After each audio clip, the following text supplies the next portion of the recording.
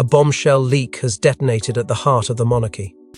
Late one evening, Prince William quietly released a confidential royal document, one that had been buried in the Crown's archives for decades. Its contents? Nothing short of seismic, a directive promising the entire Crown estate to Prince Louis, his own son, and no one else. The power struggle ignites from here. Before we go deeper into what this really means for the royal family, make sure to subscribe so you don't miss a single update. It began with a single encrypted message sent to a select circle of journalists, anonymous, concise, and loaded with implications. The subject line read, "The Crown's future has been decided." Within minutes, phones rang inside palace offices, inboxes lit up across government departments, and red alert protocols were enacted behind gilded doors. Attached was a scanned copy of a royal document marked confidential, sealed with the insignia of Queen Elizabeth II, and dated over a decade ago. Its contents were breathtaking, a formal declaration stating that upon Charles's passing, the rights, revenues and holdings of the Crown estate were to be transferred not to the traditional heir, but to young Prince Louis, bypassing his elder brother George, and shocking the entirety of the royal establishment. The timing could not have been more devastating. With the monarchy already navigating a delicate period, Charles's declining health, Camilla's aggressive positioning, and growing questions about the monarchy's modern relevance, this leak dropped like a match into a room filled with dry parchment and whispers. William, ever the tactician, said nothing publicly for hours, but when asked by a journalist later that day whether he stood by the document, he simply offered 6 chilling words: "The future belongs to him." Period. Behind the gates of the palace, aides scrambled in disbelief. Staffers who had worked decades under multiple reigns couldn't recall such open defiance of tradition. Shock rippled through the royal household, particularly among those closest to Prince George, who had quietly prepared for years to assume stewardship over the estate. Whispers of betrayal began to swirl. Camilla, reportedly mid-dinner when the leak broke, is said to have dropped her fork mid-air, her expression frozen as aides rushed to confirm its authenticity. Meanwhile, the Crown Estate's trustees, blindsided and cornered, demanded emergency access to legal advisors, desperate to determine whether such a document, though sealed, held any constitutional weight. And so began the frenzy, a monarchy thrown into existential panic, senior officials exchanging coded calls, and advisors caught between loyalties. The estate, estimated to be worth billions, was more than land and legacy. It was control, influence, and historic authority. To hand that over to a child, bypassing the direct heir, was not just controversial, it was revolutionary. But before the Crown estate was destined for Louis, there was a silent war brewing in the shadows, one filled with betrayal, secrets, and power plays. Hidden within King Charles's private correspondence lies a secret deal struck years ago, one that contradicts everything the public believed about succession and the Crown estate. A promise made under pressure, never meant to see the light of day until now. The story doesn't begin with the leak, it begins far earlier, in a hushed chamber where decisions were made behind velvet curtains and family duty blurred into royal strategy. In the early days following Prince Louis's birth, while the world celebrated another royal arrival, a far more consequential discussion unfolded behind closed doors. According to a buried letter, allegedly handwritten and quietly signed by Charles himself, a remarkable clause was set in motion. Upon the monarch's eventual abdication or passing, the Crown estate would be allocated not to the traditional heir, not to William nor George, but solely to Louis. The letter, now exposed, reveals a chilling phrase: "To secure the future of the monarchy, the stewardship shall be entrusted to Louis Arthur Charles." It was a sentence that defied every expectation. But the letter was never intended to endure. It was meant to be symbolic, a nod to possibilities, to innovation. Only now, years later, it's being weaponized. And the Queen Elizabeth II was not just aware of the letter, she encouraged it. A modernizer at heart in her final decade, the late monarch sought a new foundation for the monarchy, one untethered from rigid hierarchy and public pressure. She had watched the institution strain under global scrutiny and feared it could not survive another century without dramatic evolution. In Louis, she saw innocence, energy, and the chance to craft a new legacy untarnished by scandal or tradition. Charles, eager to prove himself to his mother and protect the monarchy from future decay, agreed under quiet duress. The letter was penned not out of confidence, but fear. And at the center of that influence, quietly guiding the conversation, stood Catherine. She had emerged as more than just a duchess. She was becoming the monarchy's conscience. Her influence, though subtle, was steady. She spoke not of power, but of preservation. Catherine pressed Charles not for her own gain, but for the monarchy's survival. She believed Louis offered a rare opportunity to reset public perception, to bridge a dying legacy with a living future. The persuasion wasn't loud, it was relentless. And it worked. Charles, ever the philosopher king, allowed himself to believe that reshaping the estate's future through Louis was both a tactical move and a moral one. That moral move was never meant to be enforced. As the years passed and Louis grew into boyhood, Charles reportedly distanced himself from the letter. He saw it as a relic of hopeful conversation, not policy. Yet the pressure on the crown only grew. The Commonwealth, increasingly disillusioned and emboldened, had begun whispering about disconnection. Senior diplomats, especially from Australia and Canada, questioned the estate's outdated structure and urged the king to embrace more youthful representation.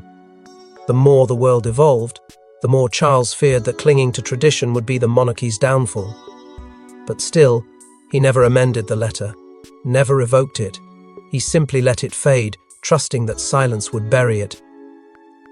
Now, with the document leaked and spreading like wildfire, that silence has turned to suffocation. And Charles knows all too well that what was once symbolic has become dangerously real. The estate, a symbol of continuity and control, is now the fulcrum of a battle not just for power, but for identity.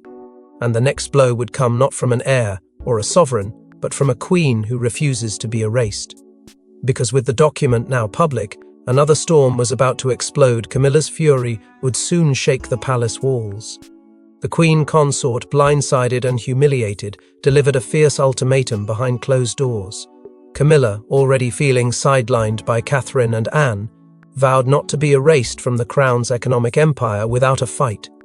The moment the leak became public, Camilla's composure shattered. Her fury wasn't merely rooted in shock, it was betrayal, plain and brutal. She had spent years clawing her way into legitimacy, cementing herself in the upper echelons of royal power, only to discover that a document, signed without her knowledge, had the potential to reduce her influence to dust. Within minutes of confirming the document's authenticity, she stormed into Charles's private study, her voice laced with rage and disbelief. "He is a child, not a ruler!" she screamed, slamming the letter on his desk. Charles, already wearied by the emotional toll of the exposure, could barely respond. His silence only ignited her further. Camilla demanded immediate action, insisting that the letter be declared null and void. But the king's hesitation was telling and unforgivable in her eyes. What followed was a rapid descent into confrontation. Camilla summoned the Royal Legal Council within the hour, overriding standard protocols to force a review of the document's constitutional standing. She wanted answers, and she wanted them now. If Charles would not protect her position, she would do it herself. Her power was not ceremonial, it had been built brick by brick through alliances, influence, and ruthless strategy. And now, it was being undermined by a boy barely out of the nursery and a mother whose silence was more terrifying than any insult. Camilla's campaign of resistance began immediately. Behind the scenes, she moved quickly to rally loyalists within the crown's financial corridors. The Royal Collection Trust, the Duchy Councils, and the estate advisors Camilla called in favours, summoned past confidants, and reopened old channels. Some resisted, others, unsettled by the chaos, quietly agreed to meet. Within days, Camilla had orchestrated a discreet roundtable with senior Crown estate directors under the guise of clarity and transparency. But make no mistake, these were not briefings, these were negotiations. Camilla wasn't asking for protection, she was demanding loyalty. At the heart of her fury was a fear she could never say aloud that everything she had built, every inch of royal standing she'd carved out over years of public scrutiny and private humiliation, was suddenly slipping from her grasp. And worse, slipping into Catherine's. The whispers were spreading quickly that Louis's rise was not just the beginning of a new era, but the quiet erasure of Camilla's reign before it had truly begun. For Camilla, this was not just a matter of inheritance, it was war. Still, as her rebellion took shape in backroom meetings and clandestine phone calls, a different force was gathering. Not loud, not brash, but deeply rooted, fiercely loyal, and strategically brilliant. Because as Camilla launched her rebellion, someone unexpected was quietly preparing to defend Louis's claim not with words, but with legacy. While Camilla roared, Catherine said nothing, but behind her silence was a powerful storm of resolve. From her Kensington study, the Princess of Wales was orchestrating a quiet counterstrike. Her son's future was not up for debate. There was no spectacle, no confrontation, no grand declaration. Catherine understood the gravity of the moment and the cost of being seen as ambitious. Instead, she moved with the precision of someone who had waited patiently for years, studying the crown's undercurrents from the sidelines. Behind her composed demeanor lay a fire stoked by principle, not pride. While the Queen Consort scrambled for damage control through fury and fear, Catherine calmly turned to the documents, those ancient, dust-laden codes that defined royal power, buried within the archives only few dared to read, and she did not move alone. Trusted legal historians were discreetly brought into the fold.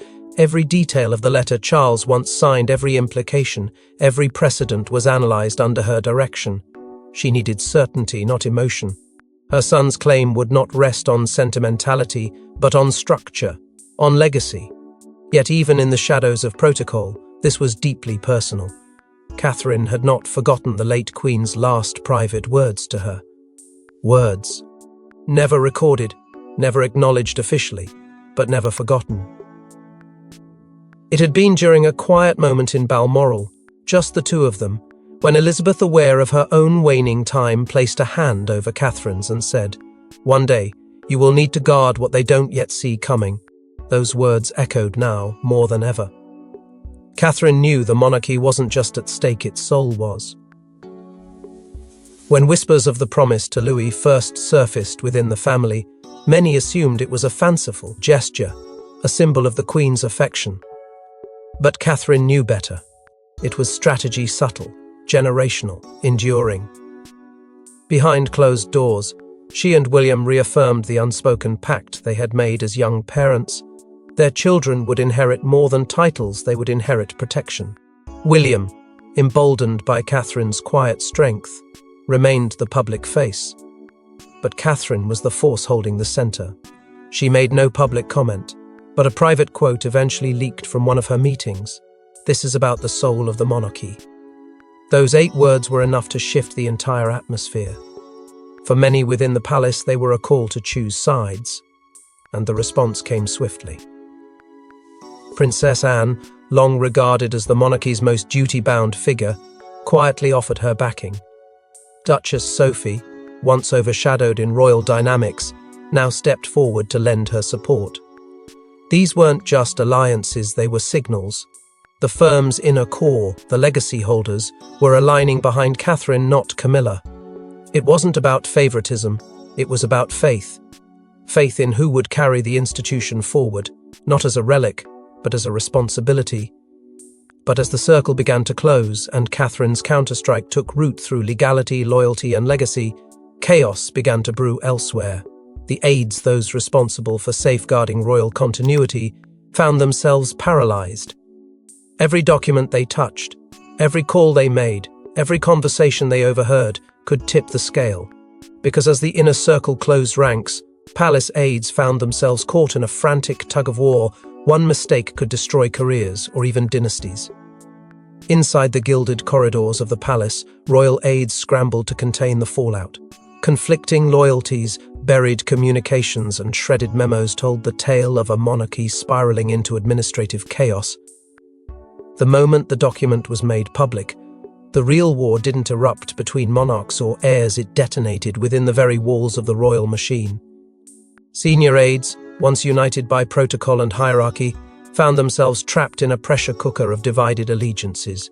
Every whisper, every decision, every delay was suddenly a political risk. Some rushed to align with Charles, believing the king's authority must be preserved at all costs. Others, sensing William's rising dominance, quietly offered cooperation under the radar. But the most complex faction were those who lingered in Camilla's shadow, desperately loyal, but increasingly isolated. In a palace where silence used to mean survival, indecision had become the most dangerous position of all. The breach had been surgical. Someone either from within or very close to the estate's administrative body had gained access to files never meant to be seen by public eyes. The Royal Archive is one of the most secure branches of the institution, and yet the leak proved otherwise. Aides urgently combed through decades of correspondence, tracking signatures, file handlers, and digital access logs. What they discovered was chilling. At least 3 staff members had touched the document in the weeks leading up to the leak. 2 were from William's camp, 1 had ties to Clarence House. No one confessed, no one dared. But the chaos only deepened when a second leak surfaced, an internal memo, unsigned but verified, outlining a planned reallocation of crown revenues in the event of a shift in heir stewardship. The language was vague, but the implication was explosive. Certain funds were to be diverted away from traditional beneficiaries. Camilla's charities, her personal projects, her reach. Within 24 hours, one of her most senior aides resigned, citing ethical conflict, though no further details were given. Speculation spread like wildfire. Had he seen something? Had he helped conceal something? Or worse, had he been the one to release it all? And then came the whispers. The term whistleblower danced through the palace halls like a ghost. Unconfirmed, unnamed, but felt. Clarence House, under extraordinary pressure, quietly launched an internal review, but denied any formal investigation. Still, the air was thick with mistrust. No one knew who to speak to. Every room felt like a trap. A single word in the wrong ear could bring an entire royal household crashing down. And so, the nightly meetings began. Every evening, behind tightly sealed doors and without official minutes, key figures from legal, press, finance, and security divisions gathered. The meetings were never scheduled. They were summoned. Phones were confiscated, notes were destroyed, and each session ended with one chilling instruction: speak to no one. These were not strategy sessions, they were damage control operations, desperate attempts to keep the monarchy from publicly imploding. Yet amid the spiraling confusion, one name remained curiously steady, one figure unshaken by the pandemonium, the man who had, by all accounts, set this fire ablaze and who, by sheer will and calculation, intended to reshape the future from its ashes. Because, and yet amid the storm, one man held the key to the entire affair, the heir apparent who dared to defy tradition in favor of a bold future. This wasn't a rash leak. It was a carefully constructed move, years in the making. Prince William, ever the modernizer, had watched the monarchy teeter and knew it was time to shift its foundations. But his choice of successor would spark war. For far too long, William had carried the burden of a crown still clinging to outdated codes and silent rivalries. He had played the dutiful heir, but behind the scenes, he saw the fault lines widening. The public's disillusionment with tradition, the family's internal fractures, the performative pomp masking growing irrelevance. He knew the monarchy couldn't survive another generation of stagnation. Something had to give, and he would be the one to break the mold. But instead of claiming more for himself, he turned to the future, to a child who, in his eyes, symbolized everything the crown had lost: authenticity, spontaneity, and resilience. Louis wasn't just charming, he was unfiltered. And in a world tired of curated royals, William believed that was exactly what the crown needed. His decision to bypass George wasn't born out of favoritism, it was strategy. George had been groomed in the mold of duty. He was steady, composed, and careful. But William feared that very grooming might shackle him to the same weight of tradition that had strained Charles and haunted his own youth. In contrast, Louis was unburdened, unshaped by expectation. He possessed a rawness that William believed could reset the royal narrative, connect with the next generation, and carry the monarchy into uncharted terrain. Still, it was no easy choice. The backlash would be immense. But the risk, William felt, was worth it. He didn't act alone. In the quiet of Kensington's inner chambers, He began mentoring Louis, guiding him not in titles or gestures, but in principles. What it meant to lead without seeking control. What it may. To listen, to question, to challenge without fear. Their conversations were never documented, never witnessed. But insiders say the bond between them deepened over time, built not on formality, but mutual understanding. Louis looked up to him not just as a father, but as a compass. Months before the leak, William had already begun laying the groundwork.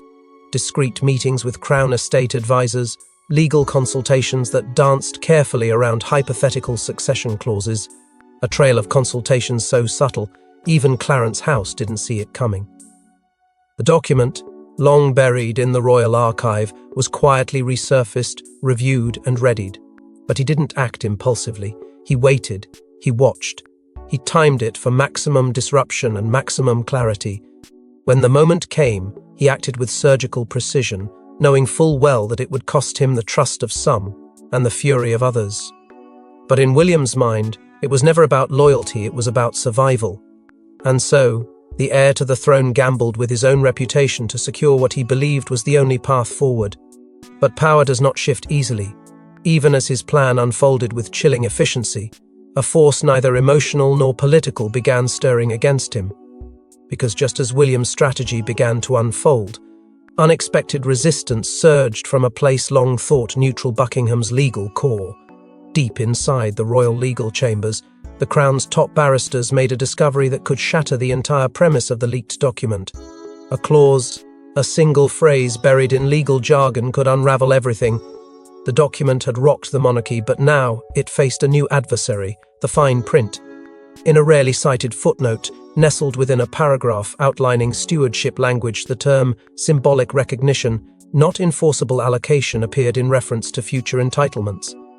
For weeks, it had gone unnoticed, buried in formalities only seasoned constitutional scholars could decode. But once uncovered, the implication was immediate and devastating. The promise made to Louis, which had jolted the palace into chaos, may never have been legally binding at all. The very foundation of William's strategic maneuver, suddenly, was placed under a glaring spotlight and its legitimacy questioned by the monarchy's own legal machinery. The legal teams split almost instantly. On one side were traditionalists, barristers who believed the clause nullified any real transfer of ownership. In their view, the document was symbolic, meant to flatter, to inspire, not to dictate the distribution of state property. They argued that the Crown Estate, governed by centuries of precedent, could not be whimsically rerouted, even by the monarch himself. On the other side, however, stood a rising faction of reform-minded legal voices who challenged the status quo. They pointed to newer interpretations of royal discretion and cited past examples where monarchs had exercised sweeping authority in reshaping institutional powers. The argument raged behind closed doors, each side armed with centuries of precedent and pages of counterpoints. Within days, a confidential brief, ominously titled The Louis Dilemma, was circulated among senior officials and leaked shortly after to the press. It laid out both interpretations in stark contrast, ending with a chilling conclusion. The outcome depended not on law, but on will. The monarch's intent, it claimed, would ultimately determine whether the document could be upheld. But whose will? Charles's? William's? The debate spiraled beyond legal semantics and became a question of sovereignty itself. As media outlets dissected every line, every word, public confidence in the monarchy's stability began to fracture. William's team responded swiftly and unapologetically. A senior advisor issued an off-the-record remark that stunned insiders: precedent is not a cage. The monarchy must breathe. It was a clear challenge to those clinging to outdated protocol. Behind the scenes, William doubled down, mobilizing constitutional advisors to reinforce the idea that while the document may have lacked technical force, it carried moral and strategic weight that could not be ignored. His allies insisted the clause was never meant to be a barrier but a safeguard, one that should not outweigh the sovereign's clear intention for Louis's stewardship. Still, tension simmered to a breaking point. Charles, caught between legal caution and paternal guilt, reportedly grew distant from his legal advisors, refusing meetings and delaying decisions. Internal communications showed signs of strain, and late-night calls between legal counsel and royal secretaries were described as combustible. The palace no longer spoke with one voice, it argued in echoes. And as legal fires burned, the public caught wind, and soon media frenzy lit up every screen from London to Sydney. All eyes turned to the youngest royal thrust into the centre of history. Prince Louis, playful, charming, and barely aware of the tidal wave around him, now stood as the unexpected symbol of a monarchy in flux. Would he rise or be silenced? The media storm was instant, unforgiving, and relentless. Headlines exploded across continents. "Louis, the future king of gold," read one. "The heir we didn't expect," proclaimed another. Tabloids hailed him as the fresh face of a modern throne, while traditional outlets questioned the very legality of his ascent. Crowds gathered outside royal residences, news anchors debated constitutional reform, and social platforms erupted with commentary. For every voice celebrating a bold new chapter, there was another warning against abandoning scent. Uris of order. The monarchy hadn't just been shaken, it had been cracked open. And Louis, just a child, stood at its vulnerable centre. Then came the footage. Grainy, unexpected, and broadcast worldwide, the moment unfolded like a scene from a hidden chapter of royal history. Louis, in simple clothes and a quiet demeanour, walked the grounds of one of the crown's oldest estates beside his father. William leaned in often, speaking softly, occasionally gesturing toward the trees and rooftops as if sharing more than just stories, sharing a legacy. But it was the brief moment later that froze the nation. Catherine, standing slightly apart from the crowd, knelt beside Louis as whispers of the document's authenticity spread. She drew him close, cupped his ear, and whispered something inaudible. His eyes widened, and for a heartbeat, the camera caught a look not of fear, but of startling clarity. Whatever she said, it wasn't just a mother's comfort. It was a call to awaken. Public attention swirled once again, this time toward Prince George, whose absence had grown conspicuous. If Louis was the chosen heir, what did that mean for the firstborn? Speculation was ruthless. Analysts dissected archived footage. Body language experts pored over past interactions. Leaked rumours from within the palace claimed George had been kept deliberately out of the public eye, not due to scandal, but to avoid adding fuel to an already burning fire. And yet, behind the silence, questions mounted. Would he accept the shift quietly, or would this be the beginning of a deeper divide? And then, as if destiny refused to wait, another twist unravelled. Reports emerged from inside hospital corridors. King Charles's health had taken a turn. Sources close to the royal medical team revealed fatigue, fainting spells, and scheduled tests that were being pushed forward. The sovereign, already under enormous press, was now facing physical decline. In the shadows of debate and dynasty, time had begun to accelerate. The crown could not pause. And with the king's condition worsening, the urgency for a clear succession became no longer political, it became existential. But in the royal world, no power grab ends quietly. And as the dust settles, a new revelation begins to stir beneath the crown's surface. He said nothing. But Prince George's silent appearance at a royal engagement donning a mysterious brooch once belonging to Queen Elizabeth sparked instant speculation. Was this a coded message, a silent warning, or the beginning of a royal brotherhood torn in two? It was a cold morning. George arrived without announcement, flanked only by a single aide, and walked directly into a veterans' memorial service, his first appearance since the leak. The crowd held their breath. There was no speech, no interview, not even a glance toward the media. But there, pinned to his lapel, was a striking relic, Queen Elizabeth's sapphire leaf brooch, the very piece she had worn during her final televised address. It wasn't part of the traditional male wardrobe, and it wasn't chosen lightly. In royal language, such symbols speak louder than words. His expression was poised but unreadable. He bowed, he greeted, he left. No fury, no denial, just precision. And in that restraint, the world saw intent. Social media ignited instantly. Was it defiance? Was it grace? Or was it George's way of reminding the world that he was still there, the firstborn, the one raised for this moment, now watching it drift toward his younger brother? Analysts passed every frame. Fashion historians traced the brooch's origin. Former palace staff posted cryptic messages suggesting George was preparing a response not with outrage, but with legacy. Theories spread like wildfire. Some claimed George had chosen the brooch from Elizabeth's private collection days prior.